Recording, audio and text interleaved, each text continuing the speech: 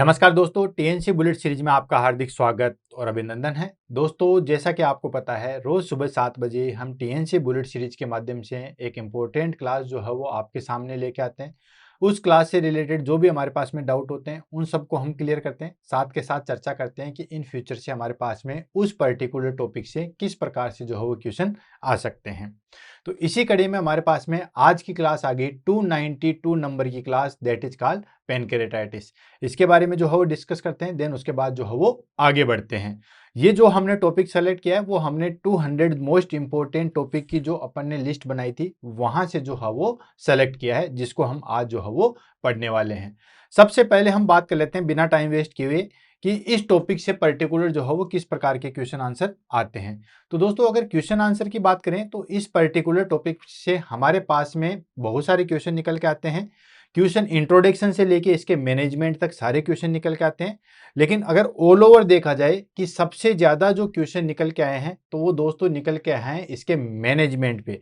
और तीनों management, medical management पे भी, नर्सिंग मैनेजमेंट पे भी एंड उसके बाद सर्जिकल मैनेजमेंट पे, जो भी हमारे पास में मैनेजमेंट है, चाहे वो हमारे पास में कोई सा भी मैनेजमेंट हो, मैनेजमेंट के ऊपर सबसे ज्यादा जो है वो क्वेश्चन निकल के आए हैं।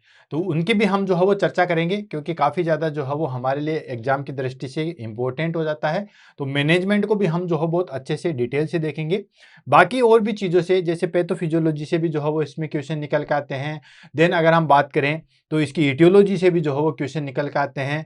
और कई बार तो जो है वो अप्लाइड क्वेश्चन भी एग्जाम में पूछा हुआ है कि किसी पर्सन को जो है वो कोलीलिथाइसिस है, ठीक है, तो उसके बाद हमारे पास में या कॉमन बाइल डक्ट का जो है वो ऑब्स्ट्रक्शन है, तो कौन सी डिजीज जो है वो होने की सबसे ज्यादा संभावना हो जाती है। तो रादर देन कोलीलिथाइसिस, कोलीलिथाइसिस तो है ही है, लेकिन इसके अलावा हमारे पास में कौन सी ऐसी डिजीज जो है वो सबसे ज्यादा होने की संभावना हो जाती है, तो उसको हम पढ़ते हैं दोस्तों यहाँ पे पेनक्रेटाइटिस। तो चलते हैं आगे, देन उसके बाद बढ़ते हैं। ये सारे क्वेश्चन जो मैं आपको बता रहा हूँ ये सारे के सारे जो है वो एग्जाम में बहुत ही बार जो है वो पूछे गए हैं, तो इन सब चीजों के बारे में भी डिस्कस करेंगे और पूरे टॉपिक को जो है वो हमारे पास में क्लियर करेंगे। और ये इस तरीके से भी जो है वो इंपॉर्टेंट हो जाता है कि पेनक्रेटाइटिस होता है मतलब इन्फ्लामेशन ऑफ द पेनक्रियाज। अब पेनक्रियाज का इन्फ्लामेशन हो जाता है तो इसकी वजह से हमारे पास में एंडोक्राइन एज वेल एज एजोक्राइन दोनों फंक्शन जो है वो अल्टर्ड हो जाते हैं। वो कैसे? वो इसलिए दोस्तों क्योंकि ये हमारे पास में पेनक्रियाज है वो एंडोक्राइन और एक्सोक्राइन दोनों का कार्य करता है। जैसे आपको पता ही है, काफी बार जो है वो पेनक्रियाटिक डक्ट जो हो, मैंने आपको ऑलरेडी 94 क्लास के अंदर जो हो मैंने पूरी डिटेल से पेनक्रियाटिक डक्ट को बताया था, किस तरीके से एंडोक्राइन तरीके से काम करता है, किस तरीके से एक्सोक्राइन में करता है, वहां पे भी मैंने डिस्कस किया था। साथ के साथ मैंने दोस्तों आपको इंसुलिन थेरेपी बताया था टीएनसी बुलेट सीरीज के अंदर, वहां पे भी मैंने एक्सोक्राइन एंडोक्राइन दोनों के बारे में बताया था। और एक जो है वो हमारे पास में that is called diabetes mellitus, उसमें भी मैंने एंडोक्राइन एक्सोक्राइन दोनों को बताया था। और आपको पता भी है कि ये जो है वो एंडोक्राइन एक्सोक्राइन दोनों तरीके से काम करता है। एक्सोक्राइन में आता है कि इसके अंदर जो हमारे पास में सेल्स प्रेजेंट होती है, ठीक है, उससे जो हमारे पास में बहुत सारे जो है वो एंजाइम जो है वो सीक्रेट करता है।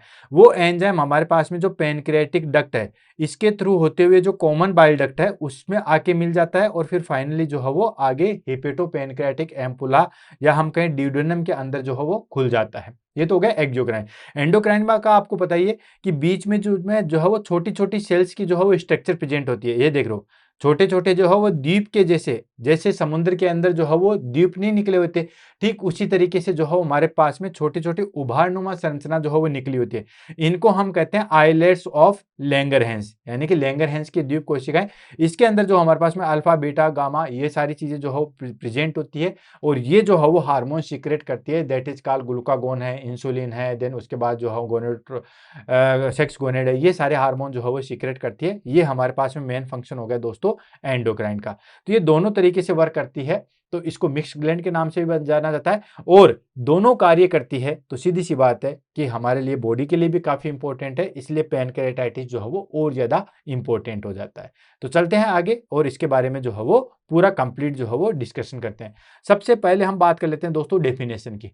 डेफिनेशन बहुत ईजी है, किसी भी वर्ड के पीछे आइटिस लग जाए दैट इज कॉल्ड इन्फ्लामेशन। आपको पता है, लेरिंग्स में इन्फ्लामेशन हो जाए लेरेंजाइटिस, फेरिंग्स में इन्फ्लामेशन हो जाए फेरेंजाइटिस, देन उसके बाद जो हमारे पास में कहीं पे भी पेरिकार्डियम में इन्फ्लामेशन हो जाए पेरिकार्डिटाइटिस, एंडोकार्डियम में हो जाए एंडोकार्डिटाइटिस, ठीक है, ऐसे मायोमेट्री में हो जाए मायोमेट्राइटिस। तो इस तरीके से जो है हमारे पास में सब चीजों पे जहां पे भी आइटिस वर्ड आता है that is called inflammation.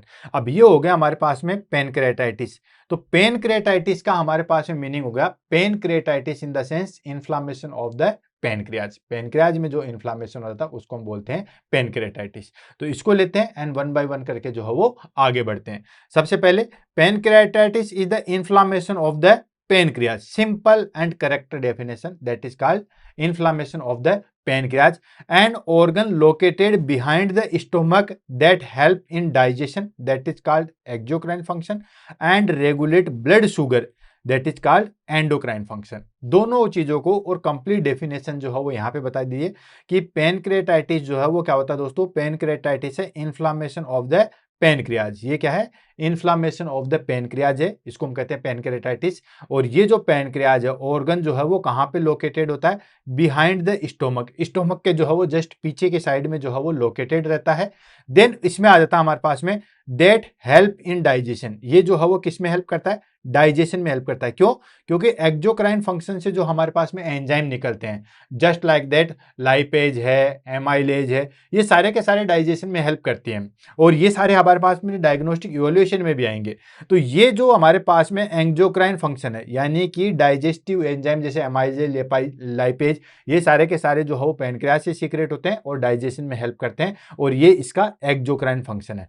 And regulated blood sugar, और ये जो है वो हमारे पास में ब्लड शुगर को भी जो है वो रेगुलेट करता है। और ये हमारे पास में फंक्शन हो गया दोस्तों एंडोक्राइन। क्यों, क्योंकि जो आइलेट्स ऑफ लैंगरहैंस है इससे हमारे पास में जो सिक्रेशन होते हैं वो सारे के सारे किसमें डाला दिया जाता है, ब्लड के अंदर डाल दिया जाता है। और जो सिक्रेशन, जो चीजों का सिक्रेशन डायरेक्ट ब्लड में डाला जाता है उसको हम कहते हैं एंडोक्राइन। तो ये एंडोक्राइन में जो है वो हमारे पास में कार्य करता है और ये ब्लड शुगर को कंट्रोल करते हैं। ब्लड शुगर को कैसे कंट्रोल करते हैं, जैसे हम बात करते हैं alpha and beta sales.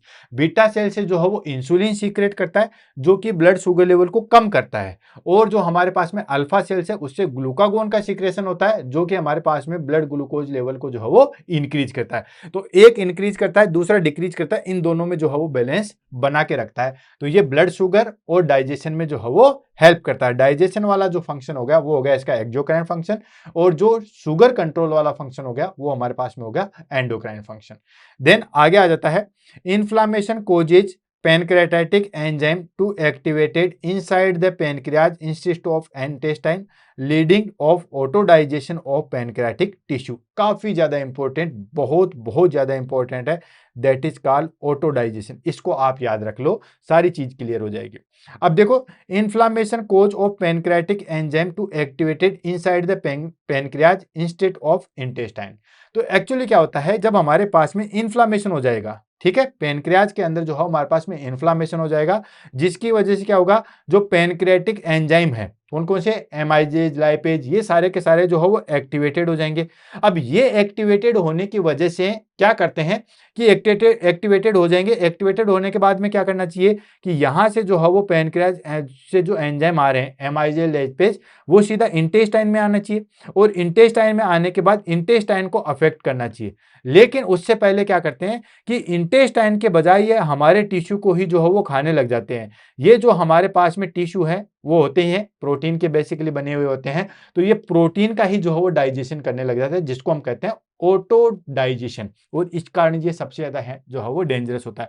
Pancreatitis का ट्रीटमेंट भी बहुत खतरनाक होता है और इसको कंट्रोल करना भी बड़ा मुश्किल होता है। क्यों, क्योंकि एक्चुअली क्या होता है कि जो एंजाइम सीक्रेट होने लगे, अब एंजाइम सीक्रेट होने लगे तो वो इफेक्ट कहां पे डालने चाहिए, जो एक्टिवेटेड जो सीक्रेट एंजाइम हो गए वो कहां पे डालने चाहिए दोस्तों, इंटेस्टाइन पे जो है वो डालने चाहिए। लेकिन वो इंटेस्टाइन के बजाय क्या करते हैं, ऑटो डाइजेशन करवा देते हैं खुद का ही, यानी कि खुद के जो पेनक्रियाटिक टिश्यू है उसी को खाने लग जाते हैं। और ये सबसे बड़ी डेंजरस होती है।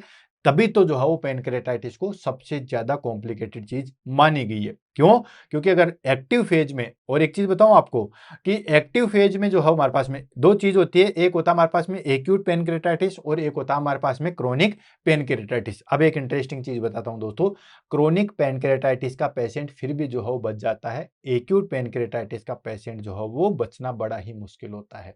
तो बहुत इंटरेस्टिंग चीज है, आपके फ्यूचर में काम आने वाली चीज है।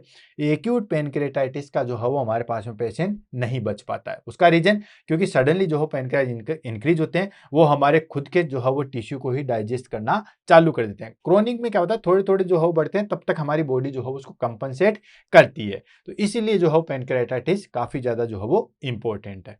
अब बात कर लेते हैं हमारे पास में टाइप ऑफ पैनक्रेटाइटिस। पैनक्रेटाइटिस की टाइप की बात करें तो ऑलरेडी जो है मैंने आपको जो है वो डिस्कशन में बता दिया है, दो टाइप के जो है पैनक्रेटाइटिस होते हैं, एक होता है एक्यूट पैनक्रेटाइटिस और एक होता है क्रोनिक पैनक्रेटाइटिस। अब एक्यूट तो वर्ड जो है हमारे पास में इतने टाइम पे आ चुका है कि आपको सारी चीजें जो है वो याद हो गई होगी। क्रोनिक होता है हमारे पास में लंबे समय तक, कोई भी चीज अगर लॉन्ग टर्म तक होती है इसको हम बोलते हैं क्रोनिक पैनक्रेटाइटिस, और एक्यूट होता है हमारे पास में थोड़े समय तक कोई चीज होती है, इसको हम बोलते हैं दैट इज कॉल्ड एक्यूट।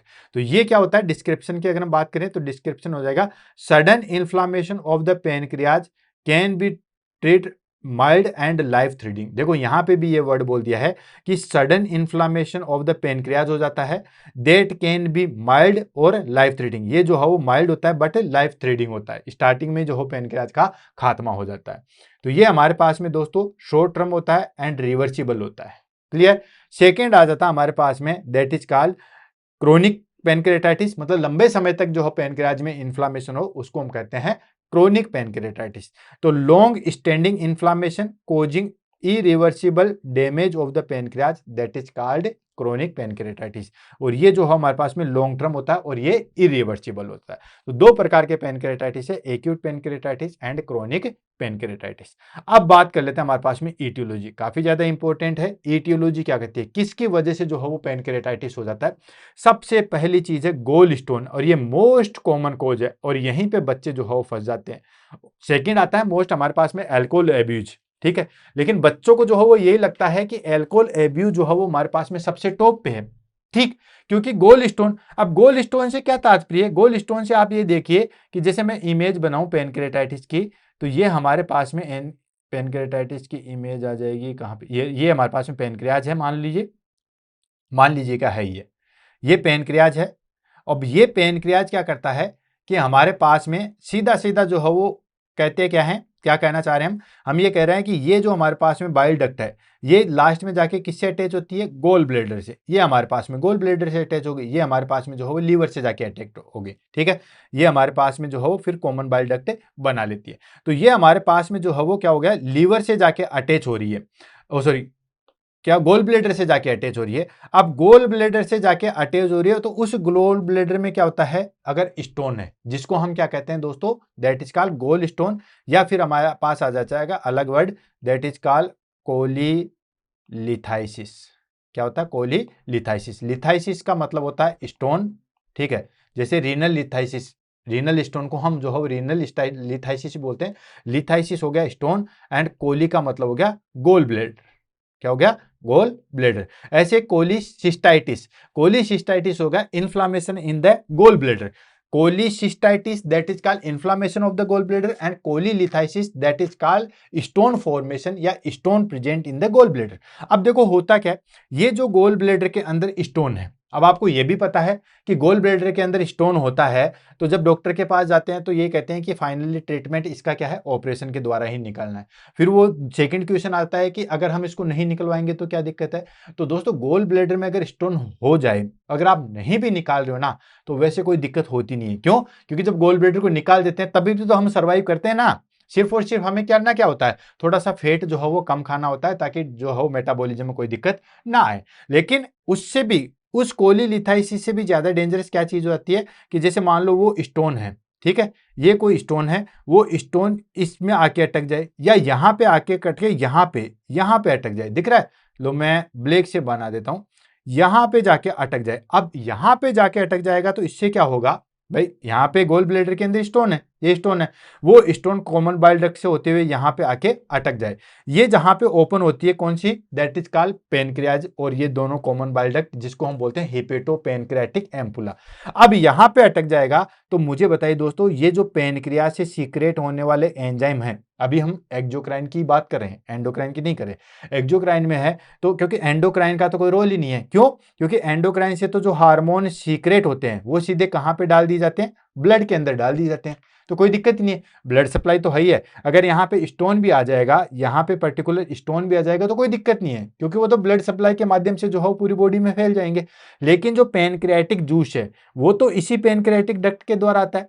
तो अब आता है तो यहाँ पे स्टोन हो गया, स्टोन हो गया तो ये जो है वो हमारे पास में आगे नहीं जा पाएगा, जो एंजाइम है वो आगे नहीं जा पाएंगे, तो ये यहीं पे रह जाएंगे और ये इसी पे जो है वो इन्फ्लामेशन कर देंगे, इसी के टिश्यू को खाने लग जाएंगे, जिसको हम कहते हैं पेनक्रियाटिटिस। क्या बोलते हैं? पेनक्रियाटाइटिस। तो गोल स्टोन जो है हमारे पास में सबसे मोस्ट कॉमन कोज है, काफी बार एग्जाम में पूछा गया है। क्यों है वो भी मैंने आपको बता दिया, जो अब तक आपकी मिस्ट्री बनी हुई थी कि ये क्यों है वो चीज आ गई। तो ये किसकी वजह से होता है? ऑब्स्ट्रक्ट द पेनक्रियाटिक डक्ट, यानी कि जो गोल स्टोन है वो क्या करेगा, इस पेनक्रियाटिक डक्ट को जो है वो ऑब्स्ट्रक्ट कर देगा, जिससे क्या होगा, एंजाइम बैकअप, एंजाइम जो है वो आगे नहीं जा पाएंगे। एंजाइम आगे नहीं जा पाएंगे तो यही जो एंजाइम है ये अपने टिश्यू को ही खाने लग जाएंगे, जिसको हम कहते हैं ऑटो डाइजेशन। तो गोल स्टोन जो है हमारे पास में सबसे पहले प्रायोरिटी पे आता है पेनक्रियाटाइटिस में। सेकेंड आता है अल्कोहल एब्यूज। सेकेंड आ गया हमारे पास में अल्कोहल एब्यूज। ये क्वेश्चन बहुत बार पूछा गया है, बच्चों को अल्कोहल एब्यूज लगता है, लेकिन अल्कोहल एब्यूज से भी जो है वो ज्यादा डेंजरस है गोल स्टोन। क्यों है वो मैंने आपको बता दिया। अल्कोहल एब्यूज सबसे पहली प्रायोरिटी पे आता है हमारे पास में, दैट इज कॉल्ड लीवर पे। आपको पता है अल्कोहल सभी चीजों पे जो है वो डेंजर इफेक्ट डालती है, एक्सेप्ट कार्डियोवेस्कुलर सिस्टम पे।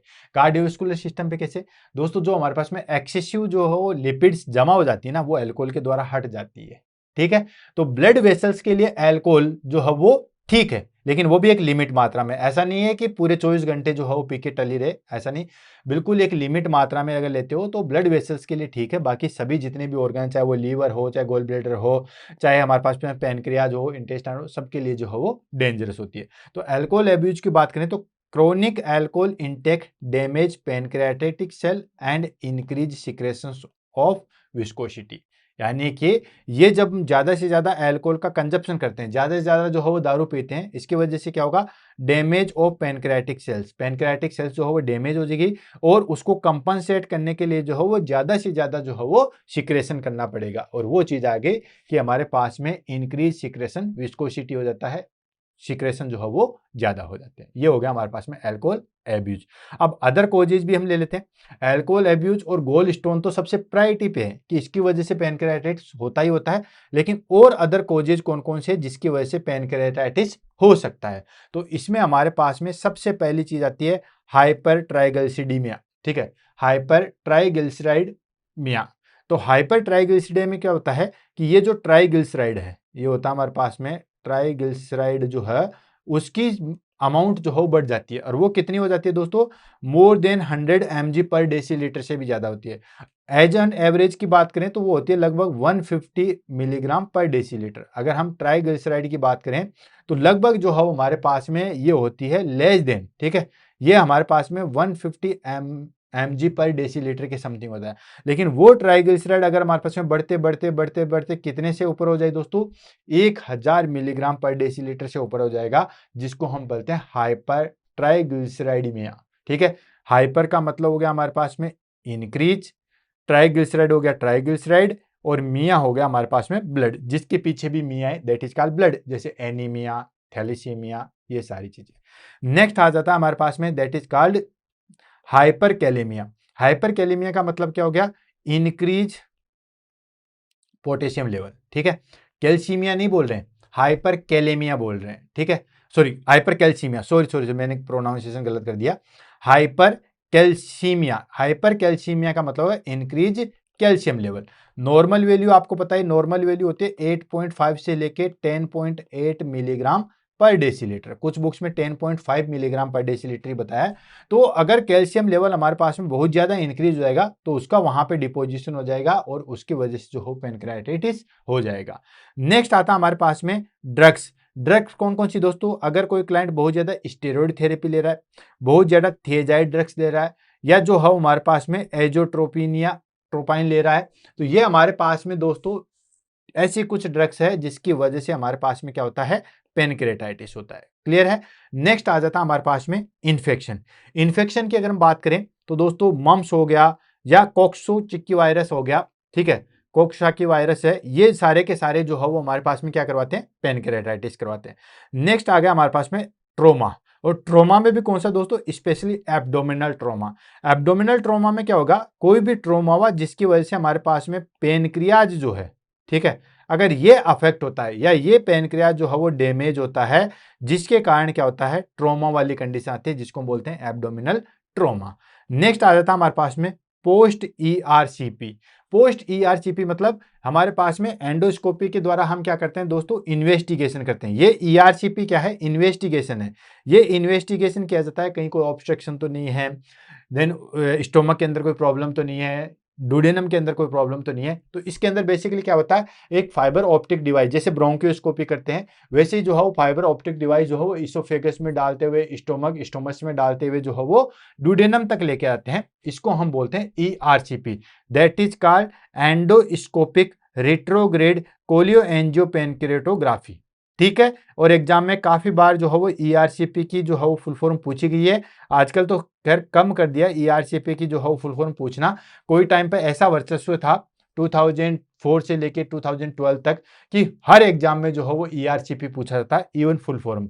तो एंडोस्कोपिक रिट्रोग्रेड कोलिएंजियोपेनक्रेटोग्राफी जो है वो इसकी फुल फॉर्म होती है। और क्या करते हैं, कैसे करते हैं, वो मैंने आपको बता ही दिया है। नेक्स्ट आ जाता है हमारे पास में, that is called auto immune disease. Auto immune disease in the sense कोई भी ऐसी डिजीज जो हमारे खुद के टिश्यू को ही जो है वो खत्म कर देती है, नेक्स्ट नष्ट कर देती है, इसको हम कहते हैं auto immune disease.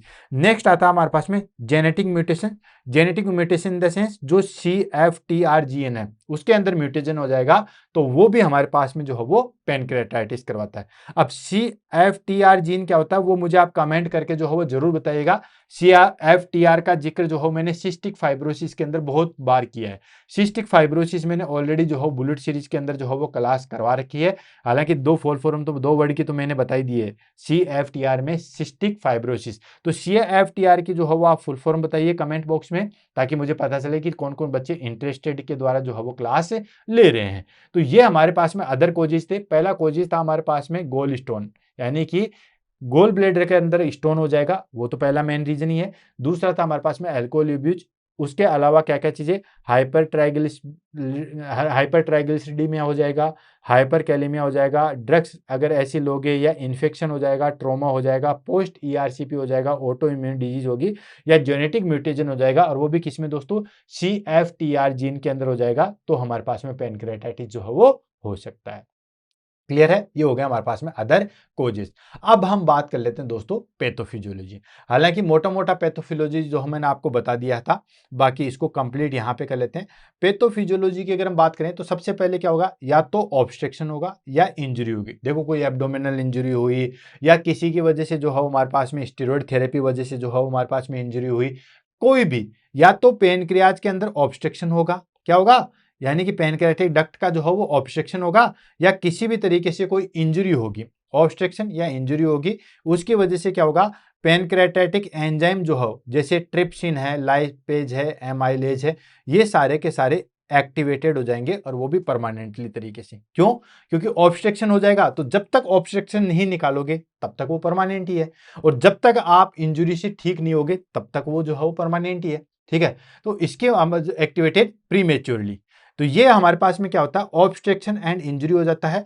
Pancreas enzyme जो है हमारे पास में, जैसे कि ट्रिप्सिन, लाइपेज, एमाइलेज, तो ये चीज आपको पता ही है दोस्तों, सारे के सारे जो है वो किस में हमारे पास में काम करते हैं। तो ये जैसे ट्रिप्सिन हो गया, ये किसका मेटाबॉलिज्म करता है, ये जो है हमारे पास में प्रोटीन का जो है वो डाइजेशन में हेल्प करता है। लाइपेज है, ये किसका करता है दोस्तों, ये लिपिड्स का करता है। एमाइलेज है वो CHO मतलब कार्बोहाइड्रेट का जो है वो डाइजेशन में हेल्प करता है। एमाइलेज दो तरीके के होते हैं, एक होता है हमारे पास में पेनक्रियाटिक एमाइलेज जो पेनक्रियास से सीक्रेट होता है, और दूसरा हमारे पास में जो है वो माउथ से शुरू होता है, जिसको हम बोलते हैं दोस्तों सैलाइवरी एमाइलेज। ठीक है, तो अगर आपसे कोई भी पूछे कि सबसे पहले जो है वो हमारे पास में किसका डाइजेशन शुरू हो जाता है, protein carbohydrate, protein carbohydrate fat या लिपिड्स में से किसका डाइजेशन सबसे पहले होता है, सबसे पहले जो है वो कार्बोहाइड्रेट का होता है, मुंह से ही चालू हो जाता है। यहाँ पे भी एमाइलेज प्रेजेंट होता है, जिसको हम सैलाइवरी एमाइलेज के नाम से जाना जाता है। देन उसके बाद इसोफेगस में कुछ नहीं होता है, स्टोमक में जाते हैं, वहां पे जो है वो हमारे पास में प्रोटीन वाले कुछ ऐसे एंजाइम आते हैं जो कि इसको जो है वो डाइजेस्ट करते हैं। देन उसके बाद में हमारे पास में फिर भी फैट का कुछ नहीं होता, फैट का जो है वो सीधा लाइपेज जो है वो कहाँ से सीक्रेट होता है, पेनक्रियाज से सीक्रेट होता है। एंड बिकम एक्टिवेटली प्रीमेच्योरली मतलब बिना जो है वो मेच्योर होते हुए वो सारी चीजों को जो है वो इंक्रीज कर देंगे। मतलब फाइनली हमने क्या देखा कि या तो ऑब्स्ट्रक्शन हो जाएगा, ठीक है, पैनक्रियाटिक डक्ट में, या वहां पे पैनक्रियाज में के अंदर कोई इंजरी हो जाएगी जिसकी वजह से ट्रिप्सिन, लाइपेज, एमाइलेज जितने भी हमारे पास में एंजाइम है वो सारे के सारे जो है वो प्रीमेच्योर तरीके से जो है वो एक्टिवेटेड हो जाएंगे। अब उसके बाद क्या होगा, उसके बाद होगा auto digestion of pancreatic tissue. अब ऑब्स्ट्रक्शन हो गया, एंजाइम बाहर जा नहीं सकते तो वो अपने टिश्यू को ही जो है वो खाने लग जाते हैं, जिसको बोलते हैं ऑटो डाइजेशन या ऑटोलाइसिस। देन उसके बाद क्या होगा, इन्फ्लामेशन हो जाएगा, अपने टिश्यू को ही खाने लग जाएंगे तो इन्फ्लामेशन हो जाएगा और एडिमा जो है वो डेवलप हो जाएगा। Then necrosis and haemorrhage in severe cases. अगर हमने इसको ट्रीट नहीं किया या हमारे पास में ये केसेस आगे से आगे बढ़ते रहेंगे तो उसकी वजह से नेक्रोसिस और हेमरेज जो है वो हमें देखने को मिलेगा। एंड देन उसके बाद आता है systemic inflammatory response. Systemic inflammatory response in the sense multi organ जो है वो फेलियर हो जाएंगे इन सीवियर एक्यूट पेनक्रियाटाइटिस, और इसी वजह से हमारे पास में एक्यूट पेनक्रियाटाइटिस जो है वो ज्यादा डेंजर होता है देन कंपेयर टू क्रोनिक के। क्यों? क्योंकि उसकी वजह से बाकी जो है वो हमारे पास में पेनक्रियाज जो है वो इन्फ्लामेशन हुआ, पेनक्रियाज की इन्फ्लामेशन की वजह से बाकी जो ऑर्गन है उनमें भी जो है वो इन्फ्लामेशन चालू हो जाता है। तो ये हमारे पास में पैथोफिजियोलॉजी है, बहुत ईजी है, समझने की कोशिश कीजिए। होता क्या है कि या तो कहीं ऑब्स्ट्रक्शन हो जाए या पेनक्रियाज के अंदर इंजरी हो जाएगा। अब ऑब्स्ट्रक्शन हो जाएगा तो भी पेनक्रियाज एंजाइम जो है वो आगे नहीं जा पाएंगे और इंजरी हो जाएगा तो भी वो बढ़ जाएंगे। तो एमाइजेज, लाइपेज, एमाइलेज, ट्रिप्सिन ये सारे के सारे बढ़ जाएंगे। ये बढ़े हुए क्या करेंगे, फिर अपने ही जो टिश्यू है, अपनी जो पेनक्रियाटिक सेल्स है उनको खाने लग जाते हैं। फिर वहां से इन्फ्लामेशन चालू हो जाएगा, एडिमा डेवलप हो जाएगा और नेक्रोसिस और हेमरेज की कंडीशन आ जाएगी, और फिर उसकी वजह से फिर बाकी ऑर्गन भी जो है वो फेल हो जाएंगे, जिसको बोलते हैं हम मल्टी ऑर्गन फेलियर। ये हो जाएगा तो मल्टी ऑर्गन फेलियर हो जाएगा तो क्लाइंट जो है वो जल्दी से डेथ कर जाएगा, इसलिए एक्यूट पेनक्रियाटाइटिस जो है वो ज्यादा डेंजरस होता है। देन उसके बाद हम बात कर लेते हैं दोस्तों क्लिनिकल फीचर्स, कैसे जो है वो हम आइडेंटिफाई करेंगे कि इसको जो है वो पेनक्रियाटाइटिस है। तो क्लिनिकल फीचर जो है वो दो कैटेगरी में डिवाइड किया गया। एक होता है एक्यूट पेनक्रियाटाइटिस में हम क्या देखेंगे, सेकंड आता है हमारे पास में क्रोनिक पेनक्रियाटाइटिस में हम क्या देखेंगे। तो क्लिनिकल फीचर्स को दोनों को लेंगे, देन उसके बाद डायग्नोस्टिक इवैल्यूएशन में जाएंगे। तो सबसे पहले चीज एक्यूट पेनक्रियाटाइटिस की बात करें तो सीवियर एपिगेस्ट्रिक पेन होता है रेडिएटिंग टू द बैक, यानी कि इसके अंदर क्या होता है, बेसिकली हमारे पास में सीवियर एपिगेस्ट्रिक पेन होता है। यहाँ पे एपिगेस्ट्रिक आपको पता ही है ऑलरेडी, जो हो मैंने डिस्कस कर रखा था। ये इस तरीके से हमारे पास में एब्डोमन थे, एब्डोमन को जो है वो हमने अलग अलग कैटेगरी में जो है वो डिवाइड किया गया था। जैसे ये 9 खाने बन गए, 1 2 3 4 5 6 7 8 9, ठीक है, और इनको मैंने एक्सप्लेन कर रखा है। तो ये 2 नंबर वाला है, दैट इज कॉल्ड एपिगेस्ट्रिक, ठीक है। ये हो गया हमारे पास में एपिगेस्ट्रिक, क्लियर है। ये हमारे पास में लेफ्ट हाइपोकोंड्रिक रीजन, ये हमारे पास में जो हो राइट हाइपोकोंड्रिक रीजन, ये लेफ्ट लंबर रीजन, और ये हमारे पास में राइट लंबर रीजन। ये हमारे पास में दैट इज कॉल्ड, ये होगा लेफ्ट हाइपोकोंड्रियल रीजन, और ये होगा हमारे पास में राइट हाइपोकोंड्रियल रीजन, ठीक है। तो अलग अलग एक्सप्लेन कर रखा है। तो ये जो 2 नंबर वाला एरिया यानी कि अम्बिलिकस से जस्ट ऊपर की साइड में जो एरिया है वो आ गया एपिगेस्ट्रिक। तो वहां पे एपिगेस्ट्रिक में जो है वो हमारे पास में सीवियर पेन होता है and radiating to the back, और वो जो है वो फिर पीछे की तरफ जाएगा, रेडिएट होने वाला पेन है।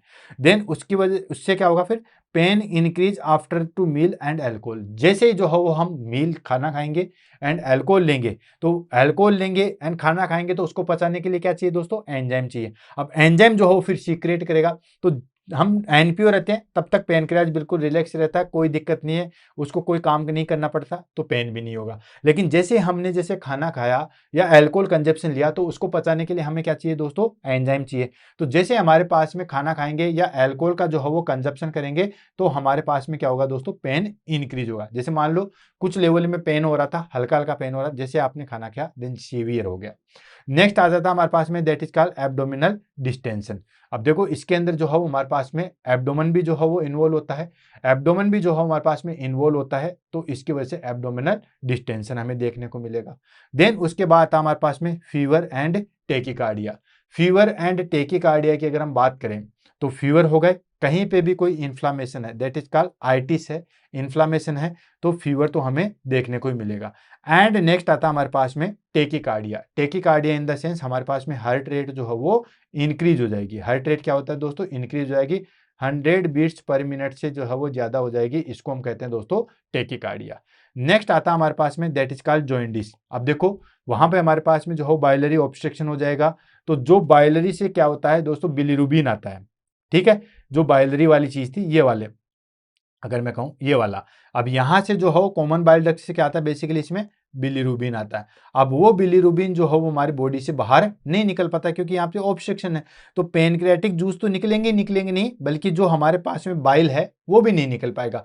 अब इसकी वजह से बिलीरुबिन जो है वो इंक्रीज हो जाएगा, और बिलीरुबिन जो है वो हमारे पास में इंक्रीज हो जाएगा, जिसकी वजह से क्या होता है दोस्तों, हमारे पास में जॉइंडिस हो जाएगा।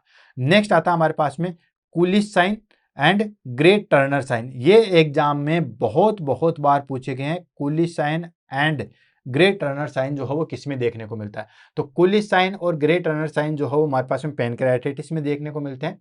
अब कूलिश साइन क्या होता है, कूलिश साइन होता है हमारे पास में bluish discolouration around the umbilicus. जैसे हमारे पास में ये अम्बिलिकस है, ये अम्बिलिकस है, तो इसके चारों तरफ जो है वो हमारे पास में ब्लूइश डिस्कलरेशन हो जाएगा इस तरीके से। इसको हम कहते हैं दोस्तों दैट इज कॉल्ड कूलिश साइन। कूलिश से याद रखना दोस्तों सेंटर, जो मैंने याद रख रखा है, ठीक है। सेंटर के अंदर मतलब पेट के सेंटर के अंदर क्या होता है, ब्लूइश डिस्कलरेशन हो जाएगा अराउंड द अम्बिलिकस। अम्बिलिकस के चारों तरफ जो है वो हमारे पास में ब्लूइश डिस्कलरेशन हो जाएगा। नेक्स्ट आता है Grey Turner sign. Grey Turner sign में क्या होता है दोस्तों, bluish discolouration on the flank region. ये वाला जो रीजन है, ठीक है, ये वाला जो रीजन है, ये मैं ऊपर आपको दिखा रहा हूं, ऊपर नहीं होता है, जस्ट हमारे पास में जो है वो एब्डोमेन वाले में जो फ्लैंक रीजन होता है वहां पे जो है ब्लूइश डिस्कलरेशन होता है, जिसको हम क्या कहते हैं दोस्तों, ग्रे टर्नर साइन। अब देखो दोनों को मैं बताता हूं, ये देखिए, ये हमारे पास में जो पहली इमेज आप देख रहे हो, ये फर्स्ट इमेज है, ये सेकंड इमेज है। फर्स्ट इमेज है वो हमारे पास में दोस्तों कूलिश साइन है, ठीक है, कूलिश साइन है। और मैं बता रहा हूं तो ये हमारे पास में अम्बिलिकस आप देख रहे हो, ठीक है, इसके चारों तरफ ब्लूइश डिस्कलरेशन हो गया, दैट इज कॉल्ड, हमने बोला है दोस्तों कूलिश साइन। नेक्स्ट आता है हमारे पास में that is called Grey Turner sign. इसमें क्या था, ब्लू डिस्कलरेशन होता है फ्लैंक रीजन में। ये देखो इस साइड में जो आप देख रहे हो वहां पे ब्लूइश डिस्कलरेशन, ये जो आप देख रहे हो ये ब्लूइश डिस्कलरेशन है, ये हो गया हमारे पास में ग्रे टर्नर साइन। ये दोनों साइन जो है वो एग्जाम में काफी बार पूछे जाते हैं, इमेज बेस के द्वारा भी पूछे जाते हैं, डायरेक्ट भी पूछा जाता है। क्वेश्चन किस किस तरीके से पूछा जाता है मैं आपको एक्सप्लेन करता हूँ। क्वेश्चन पूछा जाता है कौन कौन से मेन साइन सिम्टम्स पेनक्रियाज में देखने को मिलता है, तो Cullen's sign, Grey sign, Homan sign, Chvostek sign, Chadwick sign, Hegar sign, इस तरीके से अलग अलग जो है वो दिए जाएंगे। तो कूलिश साइन और ग्रे टर्नर साइन ये दोनों के दोनों जो है हमारे पास में पेनक्रियाज के अंदर देखने को मिलते हैं। कई बार क्या होता है दोस्तों, एग्जाम में जो है वो इमेज दे देते हैं और पूछते हैं ये कौन सा साइन है, ठीक है, ये हमारे पास में कूलिन साइन है या फिर जो हमारे पास में ग्रे टर्नर साइन है, तो इमेज देखिए।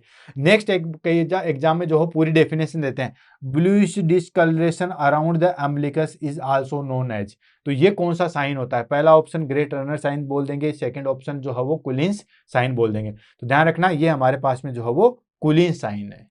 क्लियर, तो ये हमारे पास में मेन इंपॉर्टेंट है एक्यूट पेनक्रियाटाइटिस में।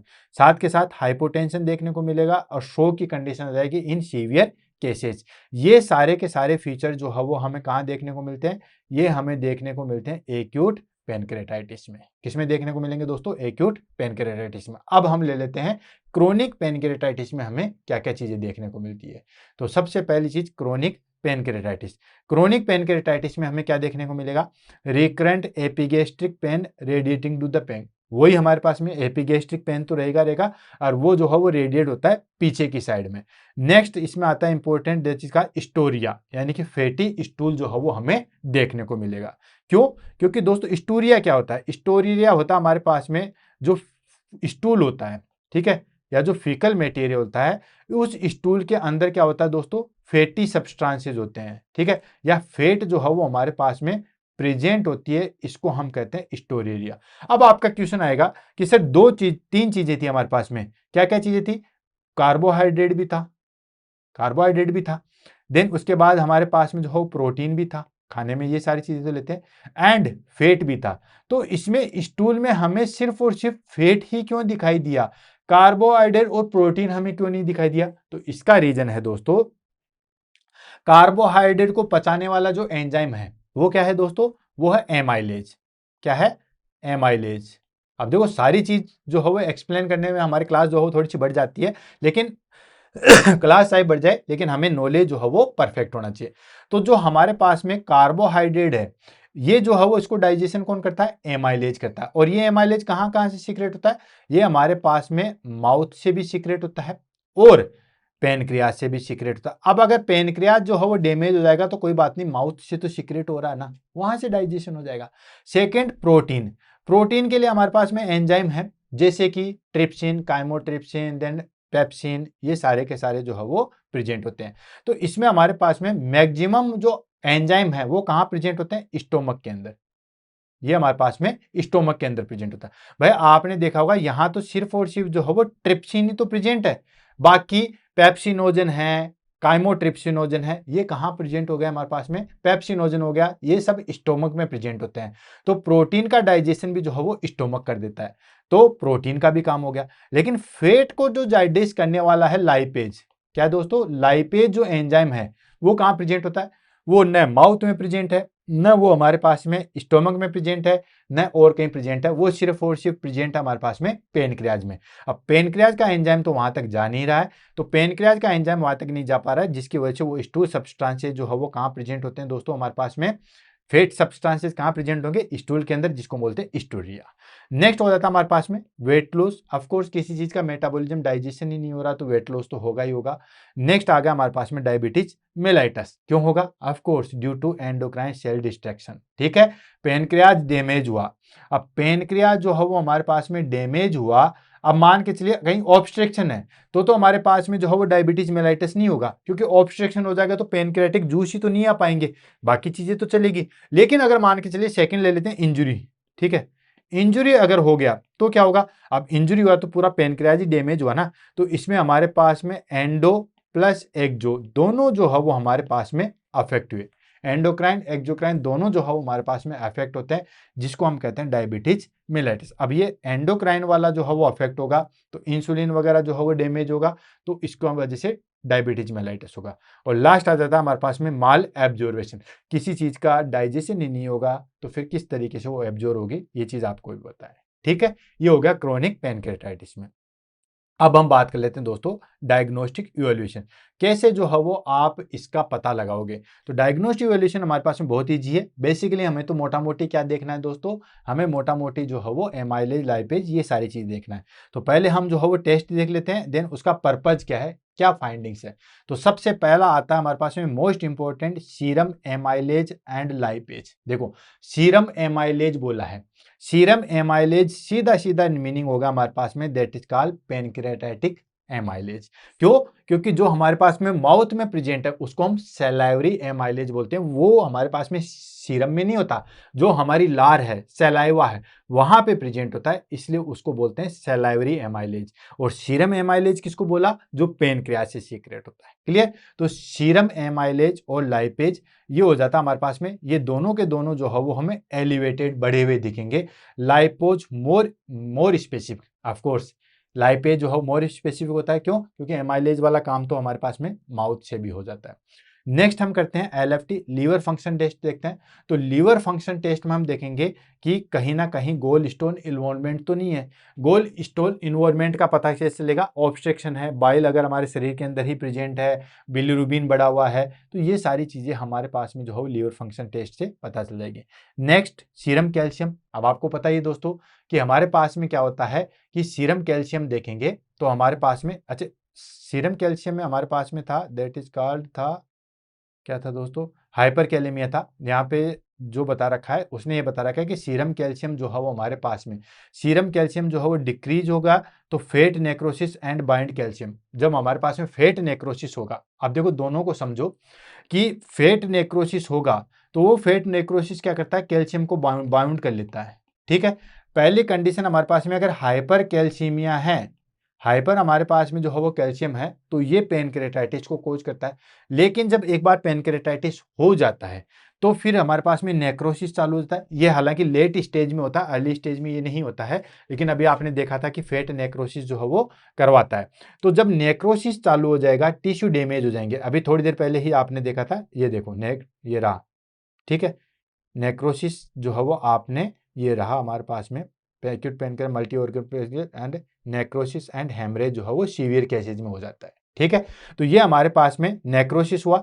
नेक्रोसिस होने पे क्या होता है कि जो कैल्शियम है वो वहां पे डिपॉजिट हो जाता है, तो हाइपर कैल्सीमिया होता है, तो पेनक्रेटाइटिस को कोज करता है।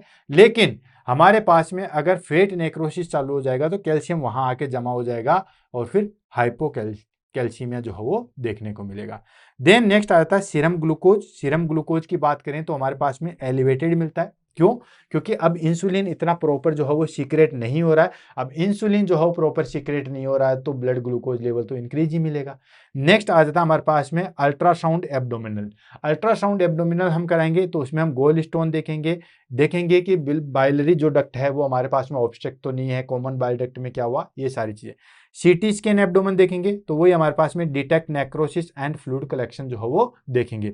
ERCP एंडोस्कोपिक रिट्रोग्रेड कोली एंजियोपेनक्रेटोग्राफी, इससे हमें जो है वो सीधा हम ट्यूब के अंदर डाल के देखेंगे, देन पता लगाएंगे कि कहीं ना कहीं कोई ऑब्स्ट्रक्शन तो नहीं है। किस तरीके से जो है हमारे पास में ऑब्स्ट्रक्शन है तो हम इसको रिमूव भी कर सकते हैं। ERCP के द्वारा रिमूव भी किया जा सकता है, न सिर्फ विजुअलाइजेशन बल्कि रिमूव भी किया जा सकता है। तो ये हो गया हमारे पास में ERCP। And faecal fat test देखेंगे तो आपको पता है वहां पे हमारे पास में क्या हो दोस्तों, फेट कंटेंट दिखाई देंगे। तो ये क्रोनिक पेनक्रेटाइटिस में देखने को मिलता है जिसको बोलते हैं स्टोरिया। क्लियर है? ये हो गया हमारे पास में डायग्नोस्टिक इवैल्यूएशन। अब बात कर लेते हैं हमारे पास में मैनेजमेंट। अब सबसे पहले हम दोनों का मैनेजमेंट अलग अलग लेंगे। पहले हम एक्यूट पेनक्रेटाइटिस का मैनेजमेंट लेंगे, देन हम क्रोनिक पेनक्रेटाइटिस का मैनेजमेंट लेंगे। दोनों जो है वो अपने आप में अलग अलग चीजें हैं। तो सबसे पहले आ जाते हैं हमारे पास में एक्यूट पेनक्रेटाइटिस में मेडिकल मैनेजमेंट हम किस तरीके से करेंगे। तो सबसे पहले हम करते हैं दोस्तों एनपीओ, नील पर ओरल। अब आप कहोगे कि ये क्यों? तो दोस्तों एनपीओ मैंने आपको थोड़ी देर पहले ही बताया था कि जैसे हमारे पास में अगर पेनक्रियाज ज्यादा काम करेगा तो ज्यादा सीक्रेशन क्रिएट करेगा, ज्यादा सीक्रेशंस आएंगे तो उसकी वजह से हमारे पास में ज्यादा ऑटो डाइजेशन होगा। तो उस कंडीशन में हम जो है वो उस क्लाइंट को एनपीओ रखते हैं। ठीक है, एनपीओ रखेंगे तो पेनक्रियाज स्टिमुलेशन नहीं होगा, पेनक्रियाज अपने एंजाइम जो है वो सीक्रेट नहीं करेगा। भूख की कंडीशन में पेनक्रियाज एक्टिवेटेड नहीं होता है, ध्यान रखना। लीवर होता है, पेनक्रियाज नहीं होता। पेनक्रियाज जब खाना अंदर जाता है तो आपने देखा होगा कि सीसी के एंजाइम जो है वो हमारे पास में सीक्रेट होते हैं, तभी सारी चीजें जो है वो एक्टिवेटेड होती है। तो उसमें आ गया हमारे पास में कोलिसिस्टोकाइनेज। तो एनपीओ की कंडीशन में हमारे पास में पेनक्रियाज जो है बिल्कुल रेस्ट में रहता है। अब पेनक्रियाज जो है वो हमारे पास में बिल्कुल रेस्ट में रहेगा तो उस कंडीशन में हमारे पास में क्या आ जाएगा दोस्तों, उस कंडीशन में हमारे पास में आ जाता है कि वहां पे ऑटो डाइजेशन जो है वो नहीं होगा। नेक्स्ट आ जाता है हमारे पास में आईवी फ्लूइड। आईवी फ्लूइड हम जो है उसको प्रॉपर देते हैं टू प्रिवेंट डिहाइड्रेशन एंड शोक।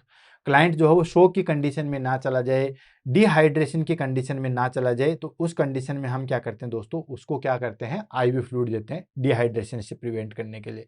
नेक्स्ट आ जाता है हमारे पास में पेन मैनेजमेंट। पेन मैनेजमेंट होता है हमारे पास में मोरफिन या फेंटा देते हैं। मोरफिन जो हो हमारे पास में सबसे ज्यादा इफेक्टिव होता है पेनक्रेटाइटिस की कंडीशन में। मोरफिन या फेंटानिल जो है वो हम पेन रिड्यूस के टाइम पे देते हैं। क्लियर है? नेक्स्ट आ जाता है हमारे पास में दैट इज का नेजोगेस्ट्रिक सक्शन। एनजी ट्यूब जो है वो डाल देता है, क्लाइंट को एनपीओ छोड़ देता है टू रिलीव वोमिटिंग। वोमिटिंग से जो है वो रिलीव करने के लिए, ताकि किसी भी प्रकार का कोई प्रेशर क्रिएट ना हो। नेक्स्ट आ जाता है एंटीबायोटिक। एंटीबायोटिक अगर हमारे पास में किसी भी तरीके का जो है वो इन्फेक्शन है तो वो हम सारी चीजें देखते हैं। ठीक है, इन्फेक्शन है तो सबसे पहले हम उस इन्फेक्शन को ठीक करते हैं। देन उसके बाद इलेक्ट्रोलाइट करेक्शन। इलेक्ट्रोलाइट करेक्शन में हमारे पास में जैसे कैल्शियम हो गया, देन पोटेशियम हो गया, सोडियम हो गया, इनको जो है वो हम ठीक करते हैं। अगर डिक्रीज है तो इंक्रीज करेंगे एंड इंक्रीज है तो हम डिक्रीज करने की कोशिश करेंगे। इनको जो है वो हम नॉर्मल रेंज में लाने की जो है वो कोशिश करेंगे। क्या करते हैं दोस्तों, नॉर्मल रेंज में लाने की कोशिश करते हैं। Next insulin therapy. क्यों? क्योंकि हाइपरग्लाइसीमिया जो है वो अकर हो चुका है, हाइपरग्लाइसीमिया जो है वो हो चुका है, उसके कारण जो है वो हम उसको इंसुलिन थेरेपी देंगे। तो ये हो गया हमारे पास में एक्यूट पेनक्रेटाइटिस में मेडिकल मैनेजमेंट। अब बात आती है न्यूट्रिशनल मैनेजमेंट। ये हम एक्यूट पेनक्रेटाइटिस में पढ़ रहे हैं, अभी क्रोनिक पेनक्रेटाइटिस हमारे पास में आगे आएगा। तो न्यूट्रिशनल मैनेजमेंट की अगर हम बात करें तो न्यूट्रिशनल मैनेजमेंट में आ गया ग्रेजुअल री इंट्रोड्यूस ऑफ ओरल फीडिंग। ठीक है, देन उसके बाद एनजी ट्यूब आपने लगा दिया, पेनक्रियाज जो है वो हमारे पास में ठीक है, वो सारी चीजें। देन ओरल फीडिंग जो है वो धीरे धीरे जो है वो री इंट्रोड्यूस करेंगे, एक साथ में ही जो है वो बहुत ज्यादा खाना नहीं देंगे। Next low fat, high protein, high carbohydrate जो है वो दी जाती है। ये हमारे पास में कंडीशन आ गई, low fat, high protein high carbohydrate diet जो है वो दी जाएगी। And avoid alcohol and caffeine. Caffeine और अल्कोहल को जो है वो अवॉइड करते हैं क्योंकि दोनों के दोनों जो है वो पैनक्रियाटिक स्टिमुलेशन करवाता है। क्यों? Because because they stimulate pancreas. ये जो है हमारे पास में पैनक्रियाज को जो है वो स्टिमुलेट करते हैं। नेक्स्ट आ गया हमारे पास में सर्जिकल मैनेजमेंट। और सर्जिकल मैनेजमेंट में या जिसको बोलते हैं प्रोसीजर मैनेजमेंट, और उसमें हमारे पास में एक ही प्रोसीजर है, that is called ERCP। ERCP हो गया that is called endoscopic retrograde cholangiopancreatography. इसमें हम क्या करते हैं दोस्तों, विजुअलाइजेशन भी करते हैं, साथ के साथ जो है वहां से रिमूव भी कर सकते हैं। यानी कि ERCP जो है वो किया जाता है, ये केस लिए कहते हैं to remove gallstone to relieve obstruction. यानी कि जो हमारे पास में हम सीधा कहाँ डालेंगे दोस्तों, माउथ से इसको डालते हैं, इसोफेगस, इसोफेगस से सीधा स्टोमक, स्टोमक से घूमते हुए सीधा डुडेनम में, डुडेनम से जो है वो सीधा हिपेटोपैनक्रियाटिक एम्पुला से जो है वो ऊपर की साइड में जाके वो जो हमारे पास में पैनक्रियाटिक डक्ट है वहां से स्टोन का रिमूव कर सकते हैं। इसको बोलते हैं ERCP। देन नेक्स्ट आता है हमारे पास में कोलिसिस्टेक्टोमी। कोलिसिस्टेक्टोमी क्या होता है, if gall stone are of cause pancreatitis drainage and necrosectomy in severe cases. अगर हमारे पास में गोल स्टोन की वजह से जो है पैनक्रियाटिक जो है वो डैमेज हुआ है तो हम जो है वो कोलिस्टोमी जो है वो निकाल देंगे, या हम कहें कि जो गोल ब्लैडर है उसको हम निकाल देंगे। कोलिसिस्टेक्टोमी जिसको हम कहते हैं, जो गोल ब्लैडर में स्टोन है उसको हम निकाल देंगे। ये सर्जिकल प्रोसीजर हो गया। तो ये हमारे पास में मेडिकल मैनेजमेंट जिसमें हमने NPO रखा, देन NG ट्यूब डाला, वो सारी चीज़ें की, फ्लूइड दिया, शॉक से प्रिवेंट किया, एंटीबायोटिक थेरेपी दी। देन न्यूट्रिशनल में आपको पता ही है हमारे पास में low fat high carbohydrate high protein ये सारी डाइट देते हैं। सर्जिकल मैनेजमेंट में ERCP या कोलिसिस्टेक्टोमी जो है वो करते हैं। ये सारे के सारे तीनों मैनेजमेंट आ गए हमारे पास में एक्टिव पैनक्रियाटाइटिस के। अब हम ले लेते हैं क्रोनिक पैनक्रियाटाइटिस का मैनेजमेंट किस तरीके से करेंगे। क्रोनिक पैनक्रियाटाइटिस के मैनेजमेंट में वही पहली चीज हमारे पास में मेडिकल मैनेजमेंट।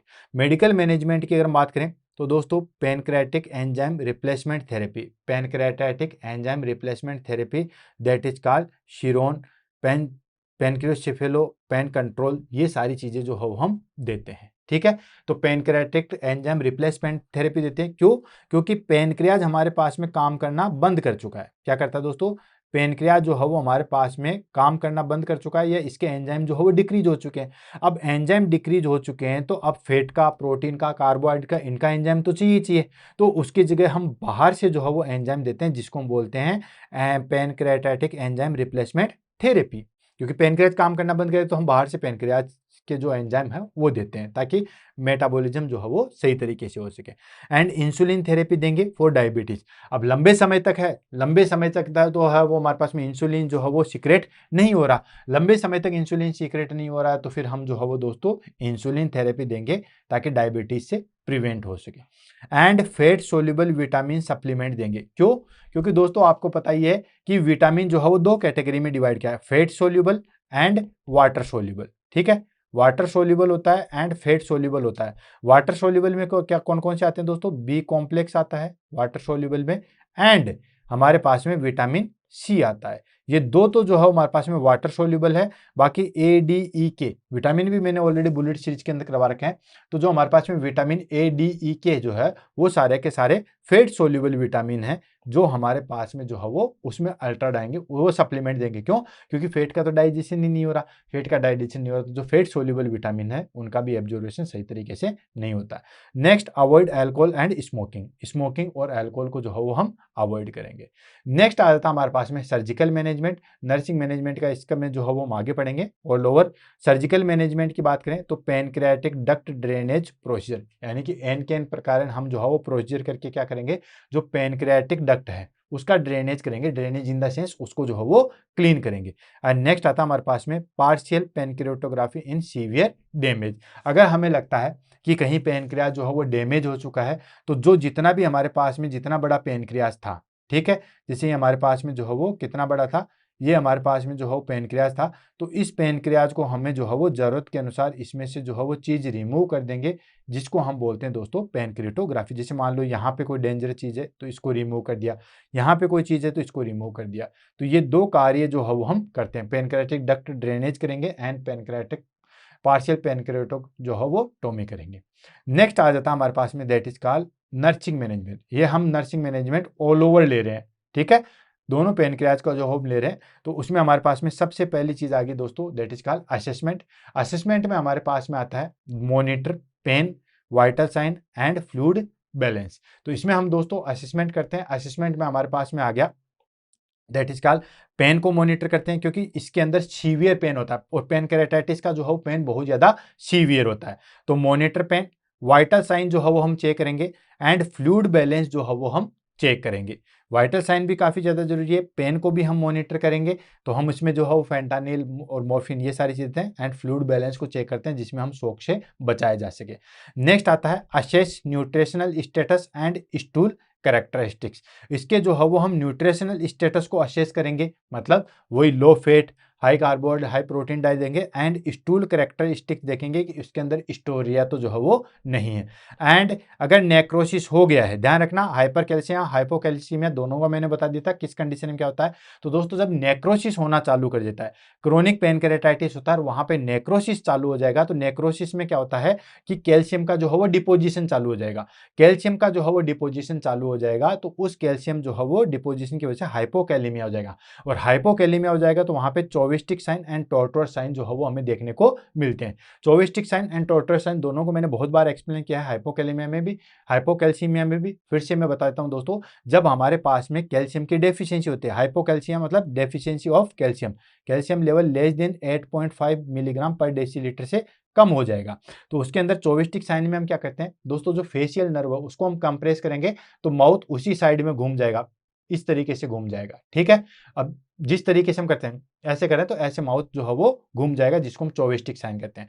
टॉर्टोइस साइन में हम क्या करते हैं दोस्तों, जैसे यहाँ पे बीपी कप बांधा, बीपी कप बांधने के बाद जब उस बीपी कप को हम इन्फ्लेट करते हैं, तो इन्फ्लेट करते हैं तो हमारे पास में जो है वो इस तरीके से स्पाज बन जाएगा, इसको हम बोलते हैं दोस्तों that is called tortoise sign. यानी कि ये बीपी कप बांधा, बीपी कप में ऐसे होता है हमारे पास में, जैसे बीपी कप बांधा देन उसके बाद जो है वो इस तरीके से जो है वो हमारे पास में स्पाज बन जाएंगे, जिसको हम बोलते हैं टॉर्टोइस साइन। दोनों साइन आप देख सकते हो, इसलिए मैंने छोटा ही लिया है क्योंकि ऑलरेडी एक्सप्लेन्ड है।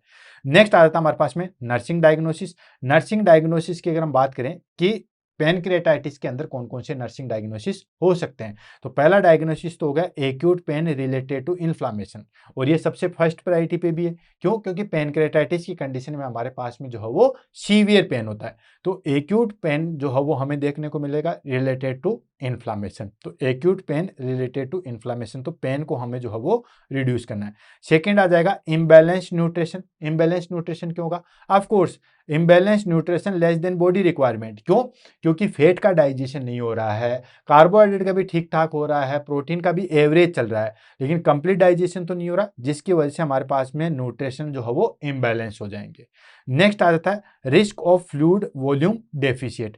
फ्लूइड वॉल्यूम डेफिशिएट की जो है हमारे पास में रिस्क आ जाती है, क्योंकि ऑलरेडी हमने उसको एनपीओ रख रखा है, साथ के साथ एनजी ट्यूब भी डाल रखी है, तो फ्लूइड वॉल्यूम डेफिशिएट को मेंटेन करने के लिए हम जो है वो आईवी फ्लूइड देते हैं। नेक्स्ट आ जाता है हमारे पास में anxiety related to disease condition. Disease condition से रिलेटेड जो है वो हमारे पास में एंजाइटी हो जाएगी कि पेनक्रेटाइटिस हो जाएगा, और फिर बाकी लोगों से भी सुनने को मिलता है कि एक्यूट पेनक्रेटाइटिस में लोग बहुत कम जिंदा रह पाते हैं, तो उसकी वजह से एंजाइटी तो होगी। मरने का डर किसको नहीं लगता? सबको लगता है, ठीक है। नेक्स्ट आया था हमारे पास में knowledge deficit about the life style modification, ठीक है।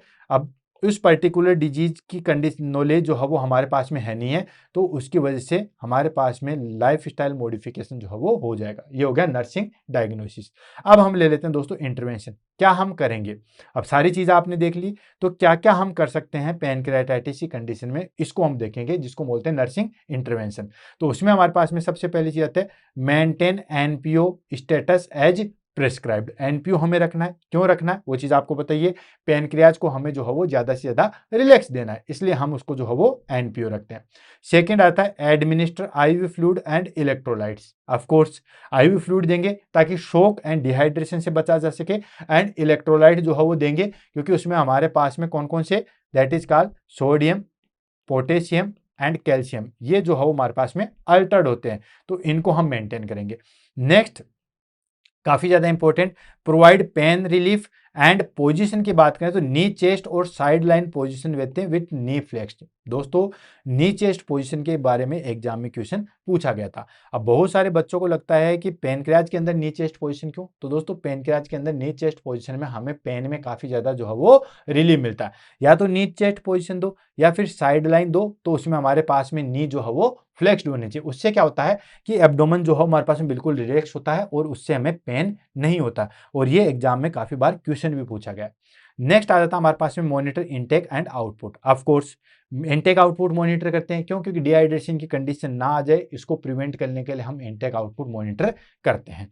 नेक्स्ट आ जाता है हमारे पास में provide small frequent low fat meal when oral intake is resume. यानी कि हमारे पास में क्या, हम स्मॉल डाइट जो है वो देते हैं एंड फ्रीक्वेंटली देते हैं, थोड़ा थोड़ा करके देते हैं, थोड़ी थोड़ी स्मॉल डाइट देते हैं एंड लो फेट मील देते हैं। ठीक है, थोड़ी थोड़ी फेट मील देते हैं क्योंकि ज्यादा वहां पे होता नहीं है। हालांकि फेट तो अवॉइड किया जाता है, बट ये चीज जरूर ध्यान रखना दोस्तों, small frequent and low fat meal जो है वो देते हैं। नेक्स्ट आ गया हमारे पास में educate patient to avoid alcohol and smoking. यानी कि उस पेशेंट को जो है वो अवॉइड अल्कोहल को जो है वो अवॉइड करने के लिए एंड स्मोकिंग को जो है वो हटाने के लिए जो है वो एजुकेट किया जाता है। तो ये आ गया हमारे पास में, that is called educate patient to avoid alcohol and smoking के बारे में बताएंगे। नेक्स्ट आ जाता है हमारे पास में मॉनिटर फॉर कॉम्प्लिकेशन। कॉम्प्लिकेशन को जो है वो हम मॉनिटर करते हैं। ठीक है, जो भी हमारे पास में कॉम्प्लिकेशन है उसको जो है वो मॉनिटर करते हैं। नेक्स्ट आ जाता है हमारे पास में, that is called complication. Complication क्या क्या हो सकते हैं? तो पहले हम एक्यूट पैनक्रेटाइटिस के कॉम्प्लिकेशन को लेंगे, फिर हम क्रोनिक पैनक्रेटाइटिस के कॉम्प्लिकेशन को लेंगे।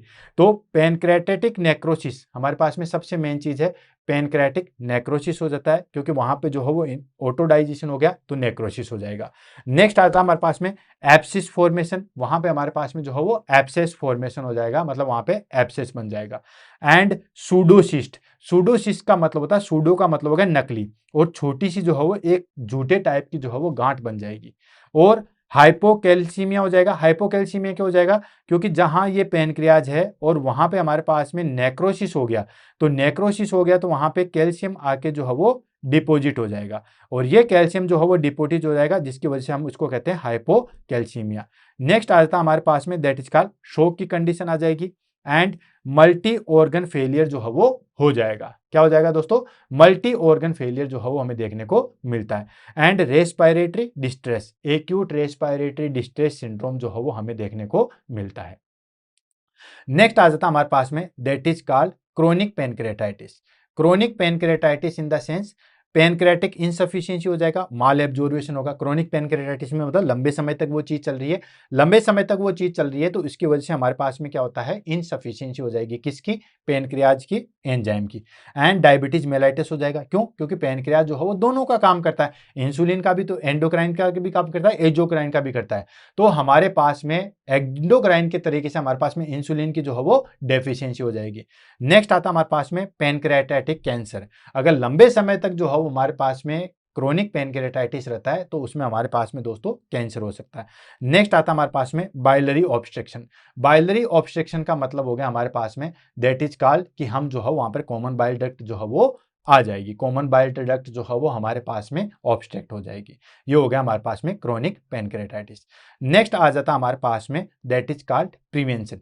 किस तरीके से हम जो है वो पैनक्रेटाइटिस को जो है वो कंट्रोल करते हैं? तो उसमें हमारे पास में सबसे पहली चीज, अवॉइड अल्कोहल। अल्कोहल को जो है वो आप अवॉइड करोगे।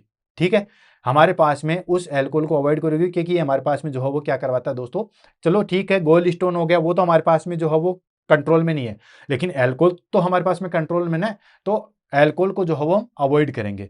And treat gold stone early, जितना जल्दी हो सके जो गोल्ड स्टोन हो चुका है, कोलीलिथाइसिस हो चुका है, उसको हम जो है वो निकलवा लेंगे, क्योंकि वो हो सकता है जो कोलीलिथाइसिस वो इतना डेंजरस नहीं है जितना कि ये डेंजरस है। क्यों? क्योंकि वो स्टोन आगे जाके वहां पे ऑब्स्ट्रक्ट कर सकता है। Next, maintain healthy triglyceride level. Triglyceride level जो है वो हमें मेंटेन रखना है। अवॉइड हाई फैट मील, फैट जो है वो ज्यादा नहीं लेना है, क्योंकि ज्यादा फैट लेंगे तो उसको पचाने के लिए ज्यादा जो है वो हमारे पास में लाइपेज की जरूरत होगी। अब लाइपेज जो है वो सिर्फ और सिर्फ पैनक्रियाज से है, फैट और जो कार्बोहाइड्रेट प्रोटीन का तो हो जाएगा लेकिन फैट का वहीं से हो पाएगा। नेक्स्ट आता है हमारे पास में, यूज मेडिकेशन कॉशली। ठीक है। मेडिकेशन जो है वो हमें सावधानी से यूज में लेनी है, जैसे ज़्यादा स्टेरॉइड्स ड्रग्स लेंगे वो सारी चीज़ें, तो इसको हम लेंगे। अब फटाफट जो है हम इसकी समरी फिनिश कर लेते हैं और इस टॉपिक को जो है वो फिनिश करते हैं। तो समरी टेबल की अगर हम बात करें तो पहले हम फीचर्स देखेंगे, एक्यूट पेनक्रेटाइटिस में क्या होता है, क्रोनिक पेनक्रेटाइटिस में क्या होता है, इन दोनों को हम देखेंगे।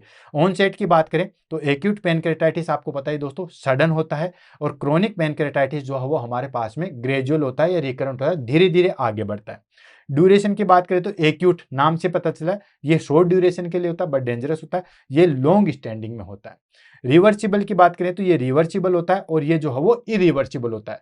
रिवर्सिबल मतलब एक्यूट पेनक्रेटाइटिस को ठीक किया जा सकता है, हालांकि डेंजरस तो है लेकिन ठीक किया जा सकता है। पेन की बात करें तो इसके अंदर सीवियर पेन होता है एंड कांस्टेंट पेन होता है, बहुत भयंकर सीवियर पेन होगा और लंबे समय तक वो बना हुआ रहेगा। जबकि क्रोनिक पेनक्रेटाइटिस में हमारे पास में जो है वो रिकरेंट पेन होता है और डल पेन होता है। नेक्स्ट एंजाइम लेवल की अगर हम बात करें तो दोस्तों इसके अंदर जो है वो हमारे पास में एंजाइम लेवल जो है वो मार्कडली एलिवेटेड होते हैं, सडनली ऊपर जाते हैं, जबकि इसमें स्लाइटली जो है वो हमारे पास में एलिवेटेड होते हैं या नॉर्मल रेंज में होते हैं। मेजर कोज की बात करें तो इसमें हमारे पास में गोल्ड स्टोन एंड अल्कोहल है, और इसके अंदर क्रोनिक अल्कोहल यूजेज लेंगे तो क्रोनिक पेनक्रेटाइटिस होगा। मैनेजमेंट हमारे पास में इसमें सपोर्टिव एंड सर्जिकल करते हैं, तुरंत जो है वो गोल्ड स्टोन निकालते हैं ईआरसीपी के द्वारा, और ये बेसिकली जो है वो एंजाइम और इंसुलिन डाइट जो है वो दी जाती है, क्योंकि क्रोनिक है जिसकी वजह से हमारे पास में एंजाइम भी दिए जाएंगे, क्योंकि पेनक्रियाज से तो जो है वो एंजाइम लिए नहीं जा रहे, पेनक्रियाज तो डैमेज हो चुका है, तो बाहर से जो भी पेनक्रियाज एंजाइम सीक्रेट करता वो दिए जाएंगे और इंसुलिन दिया जाएगा, क्योंकि बीटा सेल्स भी तो डैमेज हो चुके हैं। तो दोस्तों इसी के साथ आज की हमारे पास में क्लास जो है वो फिनिश होती है। जो काफ़ी ज़्यादा इंपॉर्टेंट टॉपिक था वो कैसे हमने फिनिश किया उसके बारे में ज़रूर बताइएगा, क्लास कितनी समझ में आई उसके बारे में ज़रूर बताइएगा। इसी के साथ अलविदा लेते हैं, क्लास के बारे में कमेंट जरूर कीजिएगा। इसी के साथ दोस्तों all the best, have a nice day, thank you so much.